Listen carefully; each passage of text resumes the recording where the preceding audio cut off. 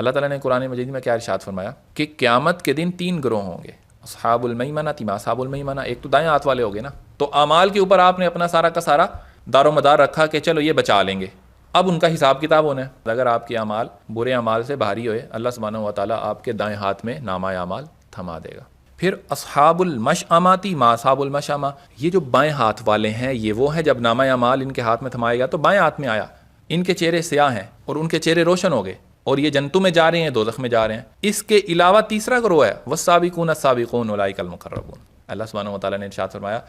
سبقت لے جانے والے آگے نکل گئے، اور یہ کون ہے؟ اولئک المقربون، یہ ہیں قرب پانے والے جن کو اللہ نے اپنا مقرب بنایا۔ اولئک المقربون، یہ مقربون کا گروہ ہے، ان کے نامہ اعمال نہیں ہے، یہ نہ دائیں ہاتھ والوں میں ہے نہ بائیں ہاتھ والوں میں ہے۔ ان سے اللہ نے دنیا میں وعدہ فرمایا تھا بخشش کا، تو اب حساب کتاب کس چیز کا لینا؟ ان سے وعدہ جنت کا دنیا میں ہو گیا، وہ قرآن پاک میں ہے نا، ان الذین قالوا ربنا اللہ، وہ لوگ جنہوں نے کہا ہمارا رب اللہ، ثم استقاموا، پھر مقام استقامت تک چلے گئے، تتنزل علیہم الملائکہ الا تخافوا ولا تحزنوا، کہ ان کو خوف اور غم نہیں ہے۔ تو یہاں پر فرشتے آ رہے ہیں، تتنزل علیہم الملائکہ الا تخافوا ولا تحزنوا، اور وہ فرشتے کہہ رہے ہیں تمہیں تو کوئی خوف نہیں ہے، تمہیں کوئی غم نہیں ہے، وابشروا بالجنہ، اور تمہیں ہم جنت کی بشارت دینے آئے ہیں۔ یہ جو بشارت ہے نا سر، یہ ہے مقربون کے گروہ کے پاس، اسی لیے ان کا نامہ اعمال نہیں ہے، کیونکہ نامہ اعمال جو ہے تب دیکھا جائے گا جب اس کے جنت اور دوزخ کا فیصلہ کرنا ہے۔